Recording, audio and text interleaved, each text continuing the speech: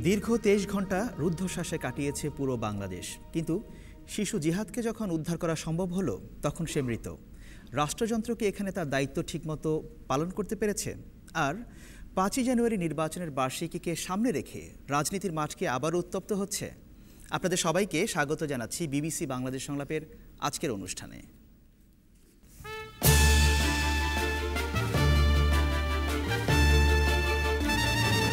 আজ প্যানেলে আছেন জাতীয় সংসদের চিফ হুইপ এবং আওয়ামী লীগ নেতা আসম ও ফিরোজ, বিএনপি জাতীয় স্থায়ী কমিটির সদস্য ও সাবেক মন্ত্রী রফিকুল ইসলাম মিয়া, গবেষণা সংস্থা সেন্টার ফর পলিসি ডায়ালগের গবেষণা পরিচালক ডক্টর ফাহমিদা খাতুন এবং ঢাকা বিশ্ববিদ্যালয়ের গণযোগাযোগ ও সাংবাদিকতা বিভাগের সহযোগী অধ্যাপক এস.এম. শামীম রেজা।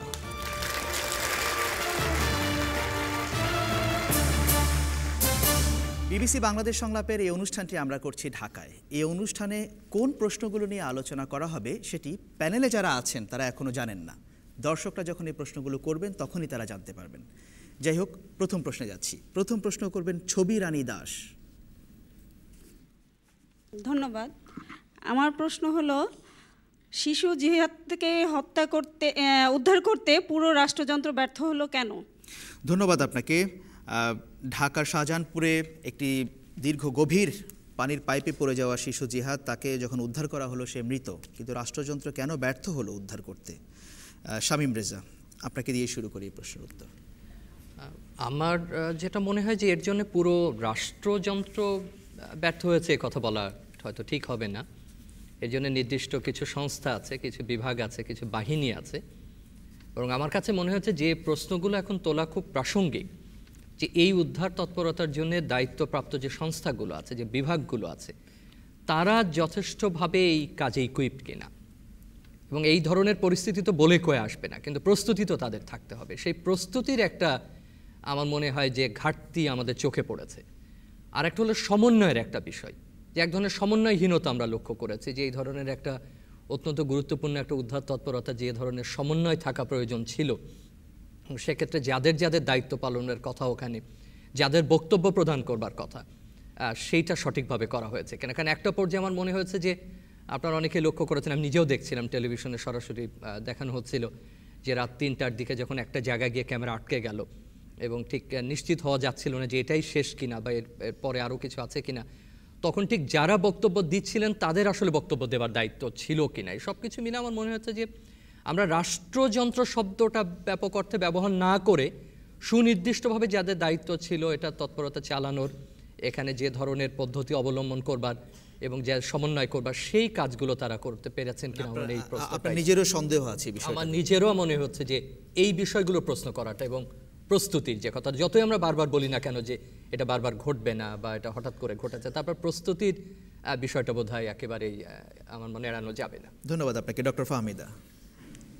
আমার কাছেও মনে হয় যে যারা দায়িত্বপ্রাপ্ত লোক ছিলেন তাদের প্রশিক্ষণ এবং দক্ষতা, কারিগরি জ্ঞান ইত্যাদি তো রয়েছে, কিন্তু আমি একটু পিছন থেকে জানতে চাচ্ছি যে প্রথম কথা হচ্ছে যে বাচ্চাটা ওখানে পড়ে গেল কেন, এটাই আমাদেরকে প্রথমে জিজ্ঞেস করতে হবে। এবং এটা যখন আমরা জিজ্ঞেস করতে যাই তখনই কিন্তু দেখব যে দায়িত্বে অবহেলার যে সংস্কৃতি আমাদের, এবং দায়িত্বে অবহেলা করার পরেও শাস্তি না হওয়া, যার ফলে কিনা এই ধরনের ঘটনা ঘটতেই থাকে। আমার মনে আছে আমি আপনাদের অনুষ্ঠানে এসেছিলাম রানা প্লাজার ঘটনার ঠিক পরের দিন, আজকেও কোইন্সিডেন্টালি আমি আরেকটা দুর্ঘটনার পরে আসলাম, কিন্তু একই ধরনের। আমি দুটোর তুলনা যদি দেখি তাহলে দেখতে পাবো যে দায়িত্বপ্রাপ্ত লোকগুলোর এবং সরকারের বলেন বেসরকারিভাবে যারা দায়িত্ব রয়েছেন তাদের যে অবহেলা এবং তাদের শাস্তি না পাওয়াটা, এটাই একটা মূল কারণ। ডক্টর ফাহমিদ, এখানে কি আপনি যে বললেন যে এটা ঘটনাটা ঘটলো কেন, বিষয়টা কি এরকম যে ধরুন একটু উন্নয়নমূলক কর্মকাণ্ড চলছে সেখানে, সেটার জন্য যে একটা পর্যাপ্ত নিরাপত্তা ব্যবস্থা নেওয়া দরকার, সেই বিষয়টাই নেওয়া? হ্যাঁ, আমাদের দেশে দেখবেন যে সাধারণ মানুষের জীবনের মূল্য কিন্তু খুব কম, সেই জন্য সেখানে নির্মাণ কাজ চলুক কিংবা কোনো উন্নয়নমূলক কাজ চলুক, সেখানে যে প্রয়োজনীয় নিরাপত্তা নেওয়ার কথা সেটা কিন্তু মিনিমামটা আমরা নেই। আমি বলছি না যে উন্নত দেশের মতো আমরা সম্পূর্ণটুকু পারবো, কিন্তু যে ন্যূনতম সেটুকু কিন্তু আমরা নিশ্চিত করতে পারি না। আর উদ্ধার তৎপরতায় কোনো ঘাটতি ছিল কিনা, কোথায় কোথায় ব্যর্থ হয়েছে আপনার কি মনে হয়? শামীম রেজা বলছিলেন যে ঘাটতি ছিল। আমার কাছে মনে হচ্ছে যে এই যে উদ্ধার কাজে সেখানে আরও দক্ষ এবং কারিগরি জ্ঞান সম্পন্ন কোনো দলকে পাঠানো যেত কিনা, এটা একটা। আর উদ্ধার কাজটা কতটুকু পরে শুরু হয়েছে, এখানে আমরা দেখতে পাচ্ছি ইতিমধ্যেই অনেক জায়গায় বিক্ষোভ শুরু হয়েছে এবং বলা হচ্ছে যে উদ্ধার কার্যেও কিন্তু গাফিলতি ছিল। তৎক্ষণাৎ দ্রুত এবং আমাদের সর্বোচ্চ প্রচেষ্টাকে আমরা কি প্রয়োগ করতে পেরেছি কিনা সেখানে আমার সন্দেহ রয়েছে। শামীম রেজা বলছিলেন যে কিছু বক্তব্য এসেছে, যাদের বক্তব্য দেওয়ার কথা নয় তারা বক্তব্য দিয়েছে, এবং এমন কথাও এসেছে যে এটা নাটক কিনা, এরকম একটা সন্দেহ তৈরি করা হয়েছে। দেখেন, আমাদের দেশে কিন্তু এই যে একটা থিওরি, হ্যাঁ, সন্দেহের থিওরি কিংবা কোনো একটা ঘটনাকে অন্য একটা ঘটনার সাথে সংযুক্ত করার, আরেকটা কথা হচ্ছে যে হ্যাঁ, বক্তব্য দেওয়ার প্রবণতাটা কিন্তু আমরা দেখি, কিন্তু আমরা মূল যার বক্তব্য দেওয়াটা তাদেরকে সামনে পাই না অনেক সময়। তো সেই জন্য এইরকম স্ববিরোধী এবং ধোঁয়াশা সৃষ্টি করার জন্য বক্তব্য মূল ঘটনাটাকে আসলে বাধাপ্রাপ্ত করে। ধন্যবাদ আপনাকে। দর্শকদের কাছে যাই, তারা বিষয়টাতে কি ভাবছেন সেটা দেখব। দ্বিতীয় সারিতে যিনি প্রথমে হাত তুলেছেন। এখানে তো আমাদের যে প্রধানমন্ত্রী, তার তো একটা কঠোর একটা বক্তব্য থাকা উচিত। প্রত্যেকবার এরকমভাবে অ্যাক্সিডেন্টলি হয়েই যাচ্ছে, সেখানে তো তার কঠোরতা তো দেখি না। আর দ্বিতীয় কথা হচ্ছে, যেখানে যুদ্ধ অপরাধীদের নিয়ে বারবার তিনি কঠোরতা দেখাচ্ছেন, সেখানে কি বাংলাদেশের মানুষের এতটা অবহেলিত হবে কেন? বারবার অবহেলিত তো হওয়া কঠোরতার উচিত জিনিসটা না। কি? এটা তো কঠোরতার ঘাটতিটা কি ছিল সেটা কি একটু ব্যাখ্যা করতে পারেন আপনি? ফায়ার ব্রিগেড সেখানে গিয়েছে, কাজ করেছে, সরকারের শীর্ষ পর্যায়ের কর্মকর্তারা গিয়েছে, ঘাটতিটা কোথায় ছিল? হ্যাঁ, এখানে তো অবহেলা চলতেছে। ফায়ার ব্রিগেডস যারা ছিলেন তাদেরই অবহেলা, আমার মনে হয় যে তাদের অবহেলাটা বেশি ছিল, এবং গার্ডিয়ানদের তো ছিলই, কিন্তু বারবার কিন্তু আমাদের প্রধানমন্ত্রী উচিত ছিল এখানে বড় জোরালো করা আর কি, বিষয়টাকে জোরালোভাবে দেখা। ধন্যবাদ আপনাকে। বাঁদিকে পেছনের সারিতে আমি শামীম রেজা স্যারের কথা সুরে বলতে চাই, রাষ্ট্রযন্ত্রকে কেন ব্যর্থ বলা হবে না? কারণ রাষ্ট্রই পারে সকল সেক্টরকে ডেভেলপ করতে। তো রাষ্ট্র বারবার ব্যর্থতার পরিচয় দিচ্ছে প্রত্যেকটা সেক্টরকে ডেভেলপ করার জন্য। ধন্যবাদ আপনাকে। দ্বিতীয় সারিতে বাঁ পাশে আরেকজন। ছোট্ট শিশু জিহাদ পড়ে গেছে এত পরিমাণে। আমি টিভির পর্দায় ছিলাম, আমি মিডিয়াতে দেখছি যে এক মিডিয়ায় এক ভ্রান্তকর তথ্য দিচ্ছে, মানে একটার সাথে আরেকটা সমন্বয় নেই, এবং সেখানে যে একটা মিসম্যানেজমেন্ট, মানে কোনো তাদের একটা নির্ধারিত কোনো গণ্ডি নেই, আর সেখানে আমরা সুনির্দিষ্ট কোনো মানে তথ্য পাচ্ছি না যে তথ্যের উপর মানে নির্ভর করা যায়। সর্বোপরি কথা হলো, উদ্ধার তৎপরতা কোনো ঘাটতি কি আপনি লক্ষ্য করেছেন? জি, উদ্ধার তৎপরতা কোনো ঘাটতি কি ছিল? অবশ্যই পেয়েছি। তার প্রমাণ হলো শিশুটা তারা রাত 3টে পর্যন্ত পায়নি, এবং সম্পূর্ণ তাদের ওইখানে লোকালি ম্যানেজমেন্টে তারা এটা উদ্ধার করেছে, এবং পরের দিন এটা তো উদ্ধার তৎপরতার ব্যর্থতার সর্বনিম্ন শেষে গিয়ে পৌঁছেছে। এবং আমাদের প্রশ্ন, বিশেষ করে আমার প্রশ্ন, এমন করে একটা শিশু, নিষ্পাপ শিশু এভাবে চলে গেল, কিন্তু তার জন্য কোনো সুনির্দিষ্ট ম্যানেজমেন্ট সেখানে পরিলক্ষিত হয়নি অদ্যাবধি এখন পর্যন্ত। ধন্যবাদ আমার আপনাকে। প্যানেলের কাছে প্রশ্ন যে তারা যেন এইরকম একটা পরিস্থিতি হলে পরে আমরা কি ব্যবস্থা গ্রহণ করতে পারি, তার জন্য পূর্ব প্রস্তুতি থাকার দরকার, এবং যে সেক্টর দায়ী তার ব্যবস্থা গ্রহণ করা উচিত। ধন্যবাদ সবাইকে। ধন্যবাদ আপনাকে। রফিকুল ইসলাম মিয়া। রাষ্ট্রযন্ত্র ব্যর্থর ব্যাপারে প্রথম বক্তা যিনি বলেছেন যে পুরো রাষ্ট্রযন্ত্র নয় একটা অংশ, ওভারঅল রেসপন্সিবিলিটি, স্টেটস রেসপন্সিবিলিটি তো আছে, রাষ্ট্রীয় রেসপন্সিবিলিটিকে অস্বীকার করা যাবে না। রাষ্ট্রের যেই অংশই নেগলেক্ট করুক না কেন, তার দায় দায়িত্ব ওভারঅল স্টেটকে বহন করতে হবে, collective responsibility of the entire state. এবং সেই ক্ষেত্রে মনে হয় আপনারা যে প্রশ্ন করছেন রাষ্ট্রযন্ত্র ব্যর্থতা, সেটা আমরা দেখতে পেয়েছি। এখন প্রথম পার্টটা হলো কেন এই ঘটনা ঘটলো। যেই কনস্ট্রাকশন হয় তার মধ্যে সেফটি অ্যাক্ট আছে, সেফটি কতটুকু আমরা সেটা পালন করছি। আমরা তো উন্নয়ন দেশগুলির সঙ্গে একবারে তুলনাই করা যায় না যা ঘটছে আমাদের দেশে, কোনো অবস্থাতে বলা যাবে না যে আমাদের সাফিসিয়েন্ট সেফটি নিচ্ছে। আর আইন যতটুকু আছে সেটার প্রয়োগ অলমোস্ট নীল বলতে হবে, প্রয়োগ একবারেই আমরা করছি না। যার জন্য আপনি দেখেন যে এই কনস্ট্রাকশন ওয়ার্কে অনেক কর্মী আপনি দেখছেন। এই দুটো দিক, একটা হলো উদ্ধার তৎপরতায় কি ধরনের ঘাটতি আপনার মনে হয়েছে? উদ্ধার তৎপরতা প্রথমত তো আসলে আমাদের এখানে এই অ্যাক্সিডেন্টগুলির পরে উদ্ধার করার জন্য যে সমস্ত যন্ত্রপাতি দরকার সেগুলি তো ডেফিনিটলি তাদের আগ্রহের তো ঘাটতি ছিল না। আগ্রহের ঘাটতি আমি সেটা মানে বলবো না যে আগ্রহের কেউ ঘাটতি ছিল, কিন্তু আমি সেটা বলবো যে আসলে ইকুইপমেন্ট না থাকলে আপনি কী করে উদ্ধার করবেন? যেই জায়গায় গিয়ে পড়েছে সেইখানে যেয়ে পৌঁছে আপনি দেখেন যে কিছুদিন আগে ভূমিকম্প হয়েছিল, ভূমিকম্পে হাজার হাজার কর্মী ডুবে পড়েছে, সকলে বলছে যে মৃত্যুবরণ করবে, কিন্তু সকলকে উদ্ধার সাকসেসফুল উদ্ধার করতে পেরেছে। তো আমাদের তো সেগুলি একেবারেই নাই। আর প্রপার ট্রেইনড পারসন ঘাটতি হলো যে আপনার নেগলিজেন্স আপনি করেন না ইচ্ছাকৃতভাবে, whether you are properly trained to perform this function or not. Rafiqul Islam, এখানে You Fahmida are not properly Fahmida trained. Khatun এটা কথা The বলছিলেন যে mere only ফাহমিদা খাতুন এটা কথা বলছিলেন যে রানা প্লাজার ঘটনার পর এই একই প্রশ্নগুলো সামনে এসেছিল, যন্ত্রপাতি আছে কিনা, দক্ষতা আছে কিনা। রানা প্লাজা বিধ্বস্ত হওয়ার প্রায় 2 বছর হতে চলে, এপ্রিলে 2 বছর হয়ে যাবে। এরপরে কি পরিস্থিতির কোনো উন্নতি আপনি দেখেছেন?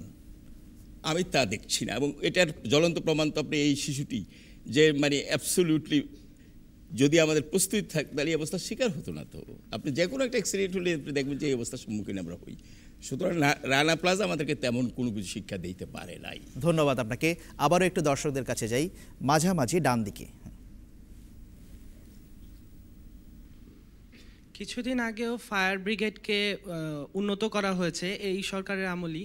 তো কি ধরনের উন্নত করা হচ্ছে যে কিছুদিন পর পর একটা দুর্ঘটনা হচ্ছে তখন বলা হচ্ছে যে ইকুইপমেন্ট ছিল না বা এরকম কিছু, তো কি ধরনের উন্নত করা হচ্ছে? ধন্যবাদ আপনাকে। বাঁ পাশে মাঝামাঝি আরেকজন।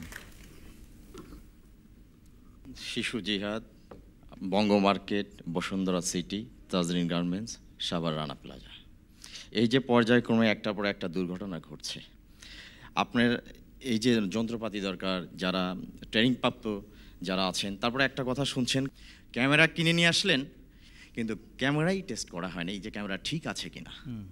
ইভেন আপনার বঙ্গ মার্কেট এ পাশে ও পাশে আপনার হেড ফায়ার সার্ভিস হেড বঙ্গ পুড়ে গেল। তাহলে এই যে বিষয়গুলা, তাহলে আমরা সরকারি চাকরিজীবী যারা কর্মরত আছেন, আমি টার্গেট করে বলছি না, আমি এটাই বলছি যে দেশের প্রধান যে আছেন প্রেসিডেন্ট, আসলে তার করার কিছুই নেই। করার আমরা জনগণ যদি যারা যে দায়িত্বে যারা আছি, আমরা সঠিকভাবে যদি দায়িত্ব না পালন করি, এদেশ এভাবেই চলবে। ধন্যবাদ আপনাকে। ডান দিকে আরেকজন, মাঝামাঝি আরেকজন নারী যিনি হাত তুলেছেন। আমরা এই প্রোগ্রামটা দেখতেছিলাম, কিন্তু সবাই বলতেছে সেখানে শিশুটা আছে। প্রথম কিন্তু যারা দায়িত্বপ্রাপ্ত ছিল তারাও বলতেছে সেখানে আছে, তারা জুস দিছে, সে তাদের সাথে কান্নাকাটি করছে, কথা বলছে, কিন্তু অ্যাট লাস্ট তারা বলল সেখানে কোনো প্রাণের সন্ধানই নেই, শিশুই নেই। এই কথাটা কেন বললো? কিন্তু আজ যখন তাকে পেল সে মৃত, এটা দায়ী কে নিবে? ধন্যবাদ আপনাকে, অনেক ধন্যবাদ। প্যানেলে ফিরে আসি, আসম ও ফিরোজ, এর দায়িত্ব কে নেবে? ধন্যবাদ আপনারা যারা এখানে আলোচনায় অংশগ্রহণ করলেন সবাইকে। আসলে যেহেতু সরকারের একজন প্রতিনিধি নই আমি, তারপরও পার্লামেন্টের চিফ হুইপ হিসাবে আমাকে কিছু কথা বলতে হবে। এখানে সরকার যে আন্তরিক কিনা এটার প্রমাণ কিন্তু আমরা রানা প্লাজায় দিয়েছি। আমরা রানা প্লাজার ধ্বংস পরে যে ঘটনাটা হয়েছে, অনেকে বলেছিলেন যে বাইরের থেকে লোক এনে উদ্ধার করা যেত, কিন্তু আসলে বাইরের থেকে যদি লোক আনা হতো তাহলে দেখা যেত ইতিমধ্যে এর চেয়ে অনেক বেশি লোক হয়তো সেখানে মারা যেত। তো সরকার চেষ্টা করেছে আন্তরিকভাবে, পুলিশ প্রশাসন বলেন, সিভিলিয়ান বলেন, আর্মি বলেন, সবাই কিন্তু চেষ্টা করেছে। আর জিহাদের ঘটনাটা আমি অত্যন্ত মর্মাহত, ব্যথিত, দুঃখিত, এবং আমাদের প্রধানমন্ত্রী নিজেও তিনি হয়তো এই ব্যাপারে দুঃখ প্রকাশ করবেন যে এরকম একটি অকালে একটি শিশু মৃত্যুবরণ করবে, এটা কেউ আশা করি না। তবে যারা ওই কাজে নিয়োজিত ছিলেন, যারা ওই কন্ট্রাক্টর ছিলেন, যারা এই দায়িত্বপ্রাপ্ত ছিলেন, তাদের আসলেই আমার মনে হয় শুধু তাদেরকে লাইসেন্স বাতিল করা বা তাদেরকে সাময়িকভাবে একটু শাস্তি দেওয়া এটা বড় কথা নয়।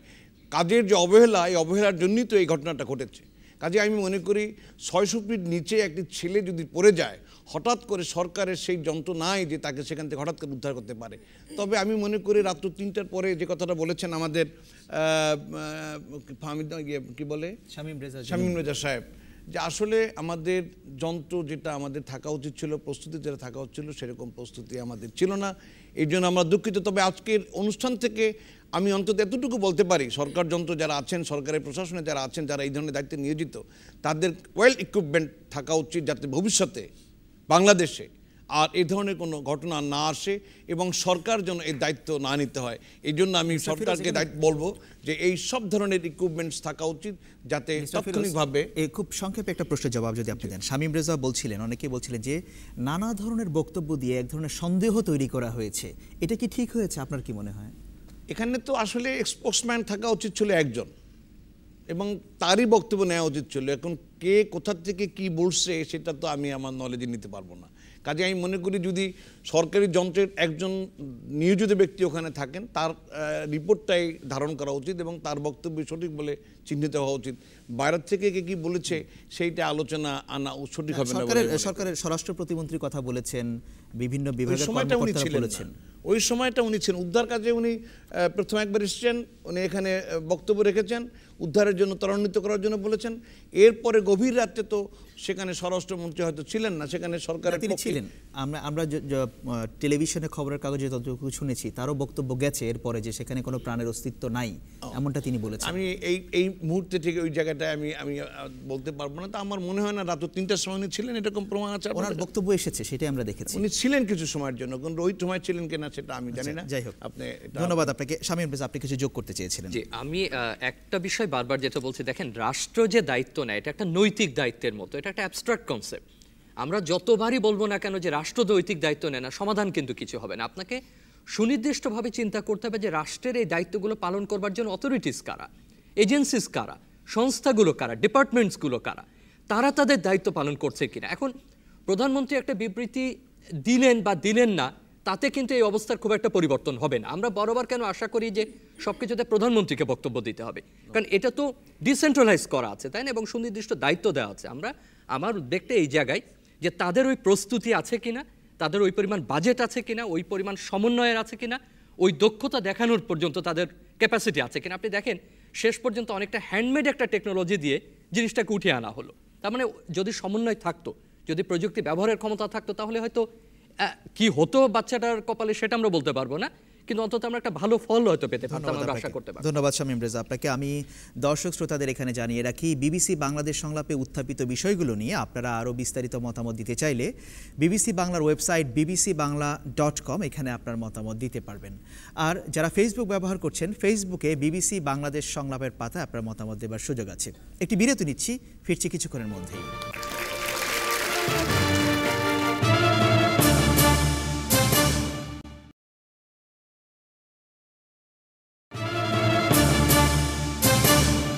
বিরতির পর আবারও ফিরে এলাম, দেখছিলেন বিবিসি বাংলাদেশ সংলাপ। অনেক ধন্যবাদ অনুষ্ঠানে আমাদের সাথে থাকার জন্য। পরের প্রশ্নে যাচ্ছি। পরের প্রশ্ন করবেন মোহাম্মদ খায়রুল ইসলাম। 5ই জানুয়ারি নির্বাচনে বার্ষিকীকে সামনে রেখে আওয়ামী লীগ ও বিএনপির পাল্টাপাল্টি কর্মসূচির কারণে বাংলাদেশের রাজনৈতিক পরিস্থিতি কি আবারও সংকটের দিকে এগিয়ে যাচ্ছে? ধন্যবাদ আপনাকে। 5ই জানুয়ারি নির্বাচনের বার্ষিকীকে সামনে রেখে একটি পক্ষ বলছে, সরকার বলছে এটা গণতন্ত্রের বিজয় দিবস, বিএনপি বলছে এটা কালো দিবস। রাজনীতি কি আবারও সংকটের দিকে যাচ্ছে? ফাহমিদা খাতুন। এখনও তো আমরা বলতে পারছি না, কারণ এটাই স্বাভাবিক যে 5ই জানুয়ারি হরতাল হবে কিংবা কোনো আন্দোলনের ডাক দেওয়া হবে, কিন্তু সংকটের দিকে যাচ্ছে কিনা এই মুহূর্তে আমি বলতে পারছি না। কারণ কি, যে নির্বাচনের আগে এক ধরনের পরিস্থিতি ছিল, এখন কিন্তু একটা নির্বাচন হয়েছে এবং একটা সরকার 1 বছর ধরে আছেন। তো আমরা দেখছি যে বিরোধী দলের পক্ষ থেকে আন্দোলনের চেষ্টা করা হচ্ছে, অন্যদিকে বাধা দেওয়া হচ্ছে তাদেরকে। একটা উত্তেজনা পরিস্থিতি, টান পরিস্থিতি অবশ্যই রয়েছে এবং গাজীপুরের ঘটনার পরে আগামী 5 তারিখে অবশ্যই একটা উত্তপ্ত পরিস্থিতি সৃষ্টি হবে। সেটা কতদূর যাবে সেটা কিন্তু আমরা সংকট আমার কাছে মনে হয় না যে কোনো ধরনের, যদি গণতান্ত্রিক সংকট বলেন মনে হয় না এই মুহূর্তে। তবে হ্যাঁ, উত্তেজনা কিংবা একটা বিশৃঙ্খলা এই ধরনের সৃষ্টি হতে পারে। আচ্ছা, ধন্যবাদ আপনাকে। রফিকুল ইসলাম মিয়া।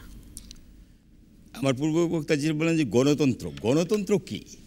গণতন্ত্র যদি জনগণের মতামতের ভিত্তিতে সরকার পরিচালনা হয় এবং জনগণের মতামতটা তারা দেয় ভোটের মাধ্যমে, মানে পিপলস ম্যান্ডেট দ্বারা যদি একটা রাষ্ট্র পরিচালনা হয় এবং মেজরিটির অধিকাংশ ব্যক্তির মতামতের ভিত্তিতে যখন রাষ্ট্র পরিচালনা হয়, সেটার নামই গণতন্ত্র এবং সেটা ভোটের মাধ্যমে প্রতিফলন ঘটে। এবং আমরা যেটা দেখেছি যে 5ই জানুয়ারির নির্বাচন বলতে জনপ্রতিনিধি, সেই নির্বাচনটা কি জাতীয় নির্বাচন হয়েছিল, সেই নির্বাচনের আগের পরিস্থিতি কি ছিল, নির্বাচনের পূর্বে কি ঘটনাগুলি ঘটছিল, সবগুলি পর্যালোচনা করলে নির্বাচনটার যা আমরা দেখলাম এমন একটি নির্বাচন, যেই নির্বাচনে 300 সিটের মধ্যে 154 জন এমপি হয়েছেন উইদাউট ইলেকশন, কারো ভোট তাদের লাগে নাই। আমাদের কনস্টিটিউশন বলেছে 300 জন, সেটা তো সবাই সেই ভোটে 1 বছর পার হয়ে এসেছে। মানে ওনার প্রশ্নটা ছিল যে এখন আবার নতুন করে সংকট তৈরি হচ্ছে কিনা, because that is the reference. ওইটাই তো আনতেছে সংকট সৃষ্টি তো তখনই হয়েছে 5ই জানুয়ারি ইলেকশন করে, তো সংকট has been created. This is hot not be, এখন ক্রিয়েট হয়নি, সংকটটা তো তখনই সৃষ্টি করা হলো। উইদাউট ইলেকশন ম্যান্ডেট ছাড়া 154 জন হয়ে গেলেন এমপি, প্রত্যক্ষ ভোট ছাড়া যারা নির্বাচিত হলো ডিক্লারেশনের মাধ্যমে, ঘোষণার মাধ্যমে, তারা আমাদের কনস্টিটিউশনের ওই ধারাটা যেটা 300 সিটি ইলেক্টেড খুব বেশি কনস্টিটিউশনের দিকে সেটা মানুষ জানে। হোয়াট হ্যাজ ক্রিয়েটেড এই বার্ষিকীকে সামনে রেখে গাজীপুরে আপনারা সমাবেশ করতে পারলেন না, এখন আপনারা কোন দিকে যাচ্ছেন, কি করবে এক হলো যে হোয়াট ইজ দ্য সোর্স, এই অবস্থান সৃষ্টির জন্য দায়ী 5 January which was not of last year, যেটা থেকে কোনো নির্বাচন হয় নাই, এবং কিন্তু একটা সরকার হয়েছে, নির্বাচন ছাড়া সরকার হয়েছে, ম্যান্ডেট ছাড়া সরকার হয়েছে, গণতন্ত্র ছাড়া উইদাউট ইলেকশন একটা সরকার হয়েছে, তারা রাষ্ট্রযন্ত্র ব্যবহার করে ক্ষমতায় অধিষ্ঠিত হয়েছে।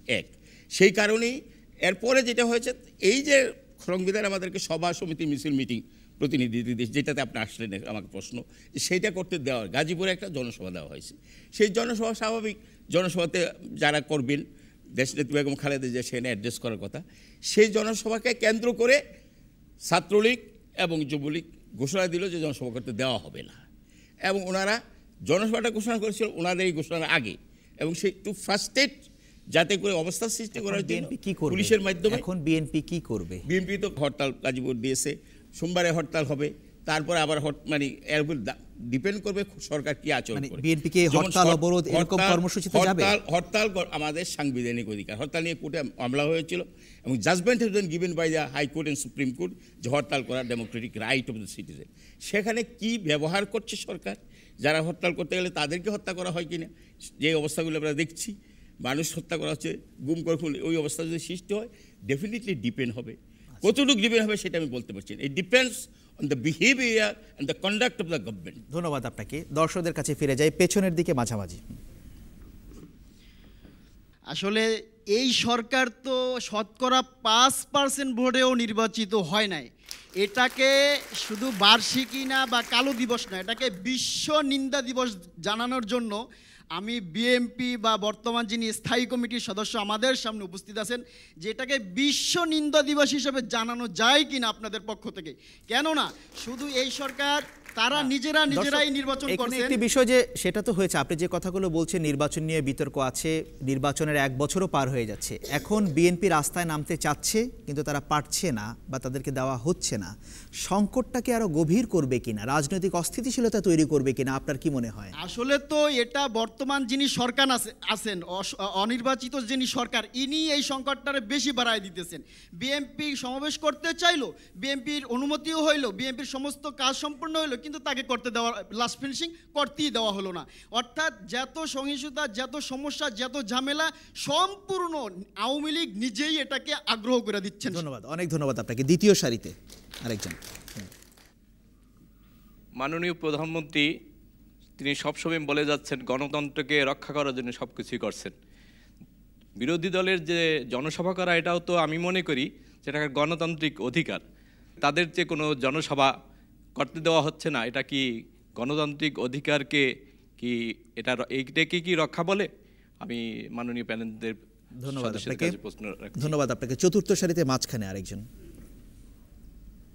আমরা জানি যে গত 2014 সালের 5 জানুয়ারি দেশে সংবিধান সম্মতভাবে একটা নির্বাচন হয়েছে।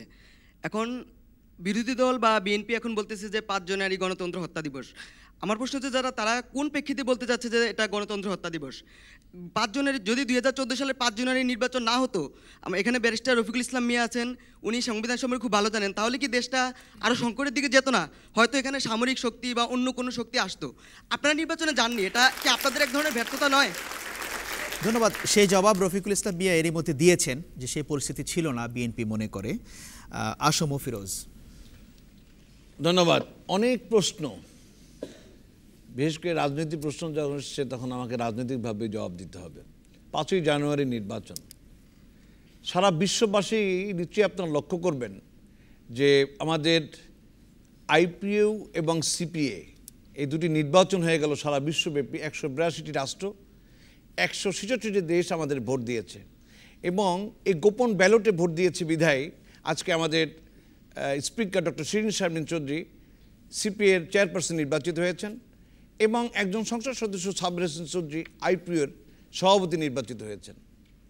আজকে যে কথাটা বলা হচ্ছে যে গণতন্ত্র দিবস এবং আপনার কি বলে কেউ বলছেন যে কালো দিবস, যারা আজকে কালো দিবস হিসাবে চিহ্নিত করেন 5ই জানুয়ারি নির্বাচনকে, বলেন এই নির্বাচন ব্যতি রেখে আমাদের আর কি করণীয় ছিল? যদি আমরা ওই দিন নির্বাচন না করতাম 5ই জানুয়ারি, সংবিধান সম্মতভাবে যদি নির্বাচন না করতাম, তাহলে দেশে কি হতে পারত সেটা নিশ্চয়ই থাইল্যান্ড আপনাদেরকে স্মরণ করিয়ে দেয়। থাইল্যান্ডে কিন্তু এই আন্দোলনের পরে এখন কিন্তু সামরিক সরকার আছে। সেখানে বাংলাদেশে গণতন্ত্র চালু আছে, গণতন্ত্র থাকুক।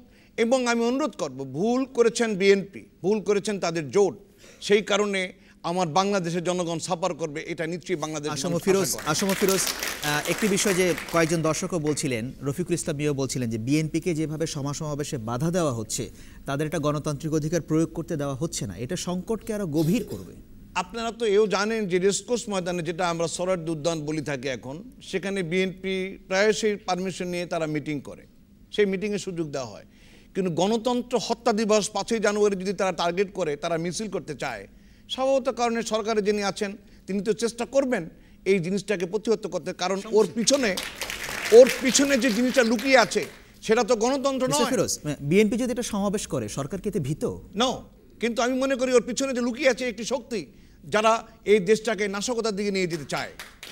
এই দেশের ছাত্র সমাজ, যুব সমাজ এবং সাধারণ মানুষ বিএনপির আন্দোলন করুক, এটা আমরা চাই, কিন্তু শুধু কর্মীরাই আন্দোলন করে, সাধারণ মানুষ আন্দোলনে সাড়া দেয় না, কারণ মানুষ ভালো আছে, সুখে আছে, শান্তিতে আছে, সেই কারণে মানুষ এখন আন্দোলনমুখী নয়, মানুষ এখন উন্নয়নমুখী। ধন্যবাদ আপনাকে শামীম রেজা।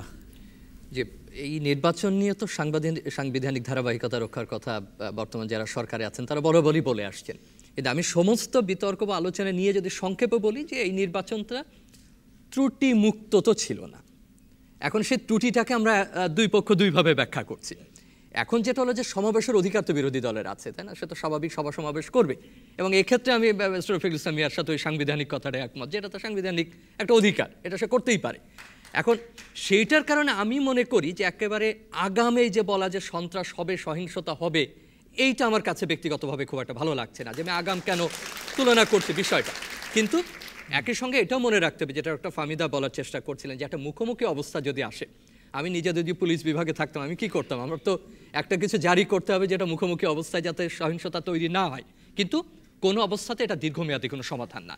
আমার মনে হয় যে কথাটা হবে ওই একটা কথা, এখানে আপনি তো সংঘাত সহিংসতার কথা বলছেন, সেটা না, ব্যাপার হচ্ছে যে উনি যে প্রশ্নটা করেছেন যে রাজনৈতিক সংকট একটা দেশের মধ্যে কি আছে এবং সেটা কি আরো গভীর হবে। দেখেন, রাজনৈতিক সংকটের বিষয়টা কিন্তু একেবারে পার্সপেক্টিভের উপর ডিপেন্ড করছে, কারণ সরকার যেভাবে ব্যাখ্যা দিচ্ছেন তাতে তিনি মনে করছেন রাজনৈতিক সংকট নাই। আপনি কি মনে করেন? আমি যেটা মনে করি সেটা নির্ভর করবে, আপনাকে অপেক্ষা করে দেখতে হবে যে আসলে সমঝোতার জায়গাটা কোথায় গিয়ে দাঁড়াচ্ছে। এখন এই সমঝোতা মানে ইংরেজিতে কম্প্রোমাইজ বলছি না, একটা সংলাপ একটা প্রয়োজন আছে, একটা আলোচনার প্রয়োজন আছে। আমরা যদি প্রতিনিয়ত এরকম একটা মুখোমুখি অবস্থানে থাকি, তাহলে তো যে কোনো ক্ষেত্রে সংকট না বলি, সমস্যা তো টিকে থাকবে, এবং সমস্যাগুলো যদি দিনের পর দিন টিকে থাকে তাহলে তো একসময় সেটা সংকটের রূপ নেবে। এখন যে কথা ব্যারিস্টার রফিকুল ইসলাম মিয়া বলছিলেন যে কন্ডাক্ট অফ দ্য গভর্নমেন্ট, শুধু কন্ডাক্ট অফ দ্য গভর্নমেন্ট কেন, it's also the conduct of the opposition. এখন দুই পক্ষের মানে কন্ডাক্ট যদি একটা সমাধানের দিকে না যায়, যদি একটা সহানুভূতির দিকে না যায়, একটা ভালো অবস্থার দিকে না যায়, তাহলে তো অন্তত তাত্ত্বিকভাবে বলা যাবে যে সংকট তৈরি হবে। ধন্যবাদ আপনাকে। রফিকুল ইসলাম মিয়া, আপনি খুব সংক্ষেপে কিছু যোগ করতে চেয়েছিলেন। এই যে মুখোমুখি অবস্থাটা আপনারা বলেছেন, একটা হলো যে এটা চিফ হুইপ সাহেব বললেন যে 5 জানুয়ারি নির্বাচন না হলে দেশে কি হতো। এই প্রশ্নটা কিন্তু 1994-95 হয়েছিল, যেই কারণে তখনকার সময় বর্তমান প্রধানমন্ত্রীর নেতৃত্বে জামায়াত ইসলাম এবং জাতীয় পার্টিকে সঙ্গে নিয়ে 1994 সালের শেষের দিকে পার্লামেন্ট থেকে রেজিগনেশন দেওয়া হয়েছিল with a demand of forming of caretaker government, এবং রেজিগনেশন দেওয়ার পরে কিন্তু মেজরিটি সদস্য বিএনপির ছিল না to pass a bill on caretaker. কথা ছিল 3টি নির্বাচন। আচ্ছি, দ্যাট হোয়াট? 3টি নির্বাচন হবে caretaker. Not 3, that's not. Yes. Nowhere it is written. Don't mislead the house like that. Absolutely ridiculous. Nowhere it was written the caretaker government হয়েছে। that bill was passed, আইন was there, 3 বছর কখনো লেখা ছিল? Nowhere it is. না, ওখানে constitution ছিল না। আমরা 2014 সালে আমরা সামনের কথা বলুন। তখন কি হচ্ছিল? সামনের কথা বলুন। আমি সামনে আসছি। অর্থাৎ দ্যাট অবস্থা, এই মুখোমুখি অবস্থার সৃষ্টির থেকে বাঁচার জন্যই কেয়ারটেকার গভর্নমেন্ট করে আমরা 1996 একটা ইলেকশন করে অনলি পাসিং দ্যাট বিল, 1 মাসের মধ্যে রেজিগনেশন দিয়ে কেয়ারটেকার গভর্নমেন্ট হোল প্রবলেমটা, I am coming to avoid that মুখোমুখি, এবং সেই অবস্থাটার পরিবর্তন করে এই বর্তমান সরকার কেয়ারটেকার গভর্নমেন্টটা পার্লামেন্ট থেকে বাদ দিয়ে এমন একটা অবস্থা সৃষ্টি করেছেন যেখানে বাংলাদেশে আর প্রপার ইম্পার্শিয়াল ইলেকশনের সুযোগটাই প্রায় শেষ হয়ে গেছে। আনটিল আনলেস এখন কি হবে, এখন সমাধানটা কি হবে? Only discussion of that matter, যে আমরা এমন একটা ইলেকশন পদ্ধতি যেটা আমরা অলরেডি করেছিলাম, এখন ফর্ম অফ দ্য কেয়ারটেকার গভর্নমেন্টটা ভিন্ন হতে পারে, বিভিন্নভাবে সাজেশন হইতে পারে, কিন্তু যেভাবে হোক সেই অবস্থা না গেলে এই দেশে মুখোমুখি অবস্থা থেকে বাঁচার কোনো ধন্যবাদ, অনেক ধন্যবাদ। No other way, and this situation has been created by this government, and they shall have to resolve it, and this crisis must be averted by them because it's their own creation and they are a government having no mandate from the public. ধন্যবাদ আপনাকে রফিকুল ইসলাম মিয়া। দর্শক শ্রোতাদের এখানে আবারও জানিয়ে রাখি, BBC Bangladesh সংলাপের আগামী অনুষ্ঠানগুলোতে অংশ নিতে চাইলে আপনি টেলিফোন অথবা SMS করতে পারেন 01-752-777-222 এই নম্বরটিতে। এছাড়া আপনি ইমেইলও করতে পারেন, ইমেইল করার ঠিকানা সংলাপ@bbc.co.uk। আরেকটি বিরতি নিচ্ছি, ফিরছি কিছুক্ষণের মধ্যে।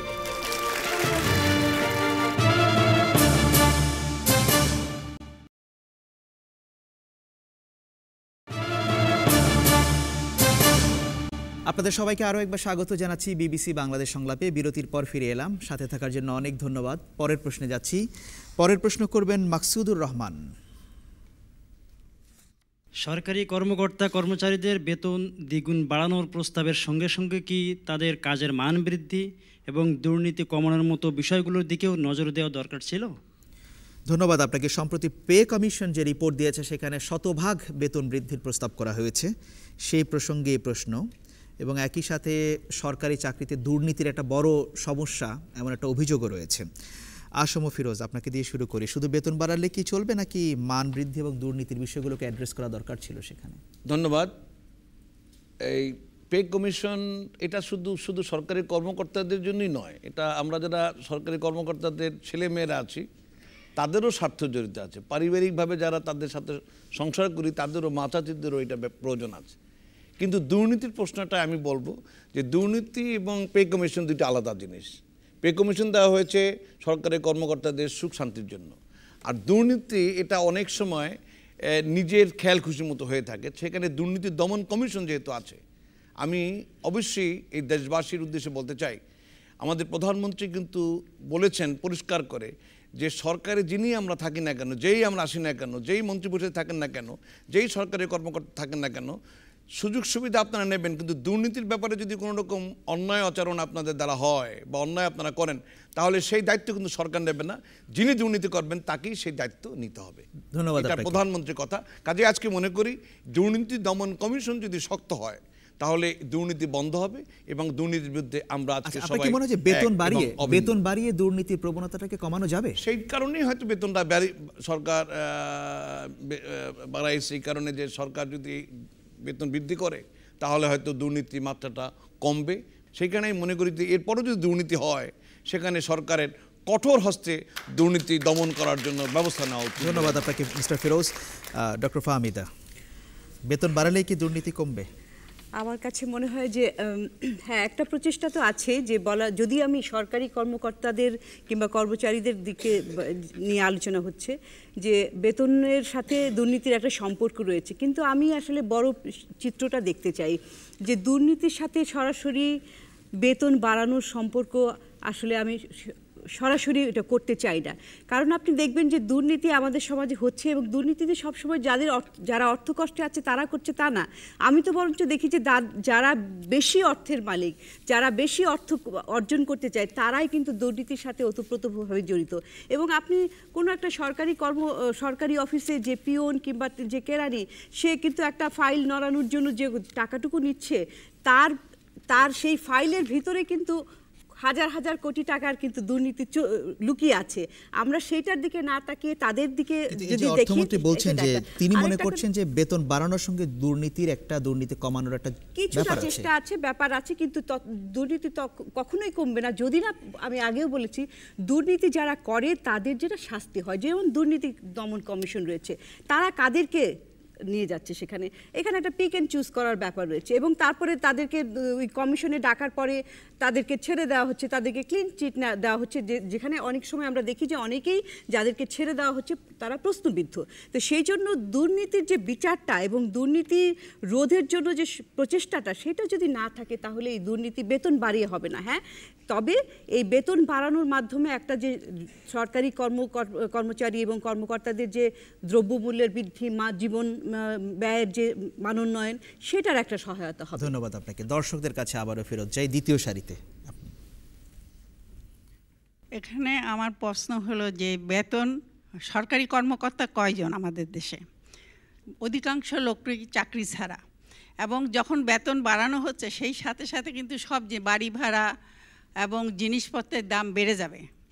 বেড়ে গেলে মানুষের কিন্তু সব দিক দিয়ে সবাই যারা দরিদ্র তাদের কিন্তু ব্যবসা যারা তাদের কিন্তু বেতন বাড়তেছে না, যারা দিনমজুর তাদের বেতন বাড়তেছে না, শুধু নির্দিষ্ট কিছু সরকারি কর্মকর্তার বেতন বাড়তেছে। কি মনে হয় যে যেটা নিয়ে আলোচনা হচ্ছিল যে বেতন বাড়ালে কি দুর্নীতি, যে মানুষ সরকারি দপ্তরে সেবা নিতে যায় দুর্নীতির শিকার হয়, এটা কি কমবে আপনার মনে হয়? বেতন বাড়ালে কমবে না, আরো বাড়বে। তা কেন মনে হচ্ছে আপনার এটা? কেন বাড়বে বলে মনে হয়? কেন বাড়বে সেটা তো যে সরকারি কর্মকর্তা কিছু সংখ্যক লোক হয়তো বেনিফিটেড হবে, কিন্তু অন্যান্য জিনিসগুলো যে সরকারি বেতনের স্কেল বাড়ানোর সাথে সাথে সব জিনিসপত্রের দাম বেড়ে যায়, বাড়ি ভাড়া বাড়ে, সেটার জন্য। ধন্যবাদ, অনেক ধন্যবাদ আপনাকে। পেছনের দিকে আরেকজন, ডান দিকে আপনার পাশে, আপনি বসুন। যিনি আমি বলতে চাচ্ছি যে বেতন স্কেল যখন বাড়ানো হয় তখন জনগণের প্রেসক্রিপশন নেওয়া হয় না। তো এখন যে পে স্কেলটা দেওয়া হয়েছে সেটার চেয়েও মূল বিষয় হচ্ছে আমাদের দেশের নিরাপত্তাটা। আমরা এখন যে অবস্থায় দাঁড়িয়ে আছি 2015 সালে আমরা কি দেশের ভিতরে সুন্দরভাবে বাঁচতে পারবো কিনা সেটাই হচ্ছে আমাদের মূল প্রবলেম। সো এই জন্য আমি দুই রাজনৈতিক দলকে আমরা বিনীতভাবে অনুরোধ করবো, আপনারা একটা সমঝোতা আসেন, আমাদের সুন্দরভাবে দেশ চালাতে দেন। যে দেশটার জন্য 30 লাখ লোক শহীদ হয়েছে সেই দেশটা যদি আমরা এভাবে হেলা করে দিই, আমাদের পাশে আছে ইন্ডিয়া, তার পাশে আছে চায়না, যারা এখন পৃথিবীর সবচেয়ে বড় ইকোনমিক পাওয়ারফুল একটা দেশ, অথচ আমরা সেদিকে না তাকিয়ে শুধু সংলাপ নিয়ে আলোচনা করতে পারি। ধন্যবাদ আপনাকে, অনেক ধন্যবাদ। শামীম রেজা, যে দুর্নীতির তো অনেকগুলো স্তর আছে, তাই না? আমরা সমস্ত দুর্নীতিকে কিন্তু সরকারি বেতন কাঠামোর আওতায় যারা আসেন তাদের দুর্নীতির সাথে এক করে দেখতে পারবো না। এখন বড় বড় যেগুলো দুর্নীতি, হাজার হাজার কোটি টাকার যে সমস্ত একেবারে চাঞ্চল্যকর দুর্নীতিগুলো শুনি, এগুলোর কারণে কিন্তু বেতন বাড়ানো হচ্ছে বা বেতন বাড়িয়ে দুর্নীতি কমানো যাবে, সরকারি কাজের কথা বলছেন। সরকারি কাজে অর্থাৎ সরকারি বেতন কাঠামোর আওতায় যারা আসেন সেখানকার যে প্রতিদিনের যে দুর্নীতি, যেটা আমাদের প্রত্যেকের জীবনকে প্রভাবিত করে, সেক্ষেত্রে বেতন বাড়ানোর কিন্তু একটা সম্পর্ক থাকে। কারণ আপনি যে সরকারি কর্মকর্তা বা কর্মচারীকে রাখছেন তাকে তো স্বস্তিকর একটা জীবন দিতে হবে এবং তাকে তো সম্মানের সাথে চলার মতো একটা জীবনযাপনের একটা উপায় আপনাকে বের করে দিতে হবে। এবং আমাদের সরকারি কাঠামো যারা আছেন তারা যে বেতন পান সেটা অনেক দেশের তুলনায় অনেক অনেক কম। তো সেক্ষেত্রে এটা সময়ের দাবি, এটা বাড়াতে হতো। আমি মনে করি দুর্নীতির এই জায়গাটা এখানে সম্পর্কযুক্ত যে এই বেতন বৃদ্ধির ফলে আমাদের প্রতিনিয়ত এই যে সরকারি কাঠামোর মধ্যে যে দুর্নীতি, যেটা বলেন ফাইল নড়ে না, একটা পেনশনের টাকা নেওয়া যায় না, একটা কাজ করা যায় না, তখন তাদেরকে আপনি অ্যাকাউন্টেবল করতে পারবেন, এখন তাদের উপর জোর করতে পারেন, আইনের প্রয়োগটা আপনি কঠোর করতে পারেন যে এখন তো তুমি এই দোহাই দিতে পারবে না যে তুমি কম টাকা বেতন পাও। অতএব বেতন বাড়ালেই যে দুর্নীতির সব কিছু চলে যাবে এটা আমি বলছি না, কিন্তু অবশ্যই এটা সম্পর্কযুক্ত। কিন্তু একই সঙ্গে মনে রাখতে হবে যে দক্ষতার একটা প্রসঙ্গ উঠেছিল। এখন সরকারি এই বেতন কাঠামোর আওতায় যারা আসেন সেখানে যদি আপনাকে একটা মানসম্পন্ন কর্মকর্তা বা কর্মচারীকে নিয়োগ দিতে হয়, তার প্রথম শর্তই তো তাকে একটা ভালো বেতন দেওয়া। একটা স্বায়ত্তশাসিত প্রতিষ্ঠানে একটা শিক্ষক নিয়োগ করবেন, সে কেন এত নিম্নমানের বেতনে আসবে? অতএব বেতন বাড়ানো অনেকগুলো কারণে প্রয়োজন রয়েছে, দুর্নীতি তার সাথে সম্পর্কযুক্ত একটা বিষয় এবং তার উপরে ধন্যবাদ আপনাকে। রফিকুল ইসলাম মিয়া, আপনি বেতন বাড়ানো প্রশ্ন হলো যে আপনি ইনফ্লেশনের সঙ্গে এটা সম্পর্ক আছে, হয়তো বেতন বাড়াতে হতে পারে। যে প্রশ্নটা এখানে উত্থাপন হয়েছে যে আমাদের দেশে কত ভাগ লোক সরকারি চাকরি করে আর কতজন বেকার রয়েছে, বেকারদের প্রশ্ন আসবে যে আপনি বেতন ওদের বাড়ালেন ভালো কথা, তা আমাদের কাজের অধিকারটা দেন প্রথম। যে সমস্ত দেশে, পৃথিবীর অনেক দেশ রয়েছে যেগুলি মানে গ্যারান্টেড বাই দ্য স্টেট, আপনাকে চাকরি না দিলেও পয়সা দিতে হয় মিনিমাম মেনটেন্যান্সের জন্য।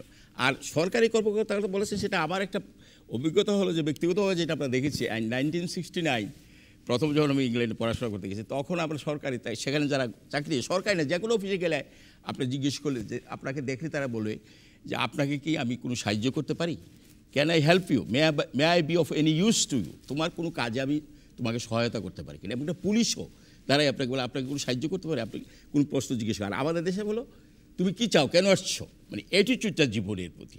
সরকারি কর্মচারীরা মনে করে তারা they are not paid by the state, জনগণ তাদের বেতন দিচ্ছে, তারপর তুমি কি চাও। বেতন বাড়ালে কি সেই দৃষ্টিভঙ্গি পরিবর্তন হবে? আমার প্রশ্নটা হলো যে ওই দৃষ্টিভঙ্গিটার পরিবর্তন যতক্ষণ পর্যন্ত আসে, সরকারি কর্মচারীরা খাদেম, মানুষের কাজ তারা করবে, সেই কারণেই তারা সরকারি কর্মকর্তা হয়েছে, বেতন পাচ্ছে। এই দৃষ্টিভঙ্গিটা না আসা পর্যন্ত শুধু বেতন বাড়ালেই দুর্নীতি কমবে। ধন্যবাদ। আর যেই প্রশ্ন আসম আব্দুল আরিফুল সাহেব মানে চিফ হুইপ সাহেব বলেছেন যে দুর্নীতি দমন কমিশন সমস্ত কিছু করবে, দুর্নীতি দমন কমিশনে গত 24 মাসের রেকর্ড মানে পত্রিকায় বের হয়েছে যে 1600 অভিযোগ আসছে, তারা বলে দিয়েছে 1560টার মতো যে এই অভিযোগগুলি তারা আমলই নেই। আর অনেক ক্ষেত্রে অনেক অভিযোগ আসছে তাদের পিক অ্যান্ড চুজ, যেটা আরেকজন মানে আমাদের প্যানেল ব্যক্তি বলেছেন যে পিক অ্যান্ড চুজ, যখনই লোক আসে সরকারের বিরুদ্ধে লোক আসে, সরকারের লোকেদের আসে, তখন তারা দুর্নীতি দমন দায় মুক্তি সার্টিফিকেট দেয়, যার জন্য বলা হয়েছে এটার নাম দুর্নীতি দমন কমিশন নয়, এটা হলো দায় মুক্তি কমিশন। ধন্যবাদ। আর বিরোধী দলের মধ্যে তারা মামলা করছে, এতে দুর্নীতি দমন নয়, দুর্নীতি বাড়ছে, বাড়বে। ধন্যবাদ আপনাকে। আমি পরের প্রশ্নে যাব খুব সংক্ষেপে। শারমিন শরীফ লাবণ্য তিনি পরের প্রশ্ন করবেন। আচ্ছা আপনি বলুন খুব সংক্ষেপে। সামান্য একটু বক্তব্য ছিল, এই পে কমিশনের বেতন বৃদ্ধির ব্যাপারে যদি এই বেতনটা আমরা সরকারি কর্মকর্তাদের জন্য না বাড়াই, তাহলে নিশ্চয়ই আপনাদের লক্ষ্য রাখা উচিত বেসরকারি সংস্থা যেখানে চাকরি হয় স্টার্টিংটাই হয় 40,000 থেকে শুরু করে 2 লক্ষ, 3 লক্ষ, 4 লক্ষ, 5 লক্ষ টাকা বেতন দিয়ে। তাহলে আমার মনে হয় যে মেধা শূন্য সৃষ্টি হবে এই সরকারি কর্মকর্তাদের নিয়োগ। ধন্যবাদ আপনাকে। সেক্ষেত্রে আমি মনে করি সরকারি কর্মকর্তা নিয়োগের ক্ষেত্রে বেসরকারিভাবে আমরা বেতন দিতে পারবো না, এটা যেমন সত্য, তেমনি কিন্তু তার পাশাপাশি যদি অবস্থান না করে তাহলে কিন্তু সরকারি চাকরিতে মেধা লোক পাওয়া যাবে বলে দিতে আগামীতে মনে হয় না। এই জিনিসটাকে খেয়াল রাখতে হবে আমাদের। এই জন্যই প্রধানমন্ত্রী এই কাজটা করেছেন, আশা করি এটা আপনাদের সবাই সমর্থন। ধন্যবাদ আপনাকে। আমি পরের প্রশ্নে যাচ্ছি। শারমিন শরীফ লাবণ্য পরের প্রশ্ন করবেন। আসসালামু আলাইকুম মাননীয় প্যানেল। আমার প্রশ্নটা হচ্ছে, এ কথা কি বলা যায় যে প্রতিষ্ঠার সুবর্ণ জয়ন্তীতে এসে রাষ্ট্রীয় গণমাধ্যম বাংলাদেশ টেলিভিশন বা বিটিভি সব দিক থেকে কি পিছিয়ে পড়ছে? ধন্যবাদ আপনাকে। সম্প্রতি বিটিভি তার সুবর্ণ জয়ন্তী পালন করেছে। শামীম রেজা, আপনাকে দিয়ে আসি। গণমাধ্যম এবং সাংবাদিকতা আপনি পড়ান, খুব সংক্ষেপে 30 সেকেন্ডে। 30 সেকেন্ডে এইটাই বলা যায় যে কালকে যখন জিয়াদকে উদ্ধারের সব তৎপরতা চলছে, আপনি সমস্ত প্রাইভেট টেলিভিশন চ্যানেলে সরাসরি দেখছেন, তখন বাংলাদেশ টেলিভিশনে ব্যান্ড সঙ্গীত অনুষ্ঠিত হচ্ছে। অতএব আপনাকে মনে রাখতে হবে যে এই সময়ের যে চাহিদা, দর্শক শ্রোতার যে চাহিদা, সেই চাহিদাকে যতক্ষণ আপনি সেই তথ্য চাহিদাকে আপনি রেসপন্ড করতে না পারবেন, ততক্ষণ রাষ্ট্রীয় মাধ্যম কেন কোনো মাধ্যমেরই কোনো ভবিষ্যৎ। ধন্যবাদ। ডক্টর ফাহমিদা। এই যে আগের প্রশ্নের সাথে এটা একটু জড়িত, এটাও কিন্তু একটা সরকারি প্রতিষ্ঠান এবং সরকারি প্রতিষ্ঠানের দক্ষতার ব্যাপার রয়েছে। এখন আপনি বেতন বাড়াচ্ছেন, আমার মনে হয় কি, আমার মনে প্রশ্ন জাগে যে বাংলাদেশ টেলিভিশনেরও কি মান বাড়বে বেতন বাড়ালে? তা না। আরেকটা কথা হচ্ছে যে আমরা কখনোই ব্যক্তি খাতের সাথে সরকারি খাতের তুলনা করতে পারবো না, কারণ সরকারি খাতে বেতন ইত্যাদি কম থাকলেও তার যে প্রভাব প্রতিপত্তি এবং তার যে ক্ষমতা এবং চাকরির সর্বোপরি চাকরির নিশ্চয়তা, এই চাকরির নিশ্চয়তাটা কিন্তু বেসরকারি খাতে নাই। এবং বিটিভির যে দক্ষতাটা, এইটা তো আমার কাছে মনে হয় যে দিন দিন আমি সামনে কোনো ভবিষ্যৎ দেখছি না। দেখেন ব্যক্তিগত? আমি খুব কম দেখি, সত্যি কথা বলতে গেলে দেখার কিছু নেই। ধন্যবাদ আপনাকে। রফিকুল ইসলাম মিয়া। রাষ্ট্রীয় প্রতিষ্ঠান যদি রাষ্ট্রের জনগণের চাহিদা পূরণ করতে না পারে, তাহলে রাষ্ট্র কেন সেই প্রতিষ্ঠান পালবে সেটা তো আমি বুঝতে পারছি না। কি বন্ধ করে দিতে হবে বিটিভি এখন? আমার প্রশ্ন হলো যে এটা বন্ধ করে দিতে হবে কিনা সেই নিয়েই তো মানুষের প্রশ্ন দেখা দিয়েছে, যেটা যথার্থ তিনি বলেছেন যে সবাই দেখাচ্ছে আর ওনারা সেখানে উপস্থিত না, বন্ধ করলে হবে না। এটা বন্ধ করে, এটা একটা মারাত্মক রোগে আক্রান্ত। এই বেদির সংস্কার না, শুধু এই বেদির চিকিৎসা করতে হবে এবং যত আবর্জনা আছে ফেলে দিতে হবে। ধন্যবাদ আপনাকে। আসম ফিরোজ। এখানে আমার বক্তব্য খুব পরিষ্কার। 96 সালে যখন আওয়ামী লীগ সরকার ক্ষমতায়, তখনই কিন্তু তৎকালীন প্রধানমন্ত্রী বর্তমান প্রধানমন্ত্রী শেখ হাসিনা ব্যক্তি উদ্যোগে টেলিভিশন চ্যানেলগুলো দিয়েছিলেন। নিশ্চয়ই আপনাদের এটা ধারণা আছে, দেশবাসীর ধারণা আছে। সরকারের যে টেলিভিশন বিটিভি, এখান থেকে পরিত্রাণ পাওয়ার জন্য কিন্তু শেখ হাসিনা বেসরকারিভাবে আজকে টেলিভিশন দিয়েছেন এবং বিটিভি গণমুখী হোক, কিন্তু বিটিভি শুধু সরকারের বাহক হবে এটা আমরা কামনা করি না। আমরা যেমনিভাবে অন্য টেলিভিশন আমাদের সমালোচনা করে রাত 10টার পরে টেলিভিশন খুললে দেখা যায় যে সরকারের বিরুদ্ধে সমালোচনা ঝড় চলছে। আমরা বিটিভিতেও আমি চাইবো বিটিভিও বস্তুনিষ্ঠ সংবাদ পরিবেশন করুক এবং যেই সরকারে থাকবে তার কথাও বলবে এবং বিরোধী দলের কথাও বলবে। আমার ছোট্ট একটি প্রশ্ন, বিটিভি সরকারের সমালোচনা করুক, এটি কি আপনি চান? 100 বার চাই।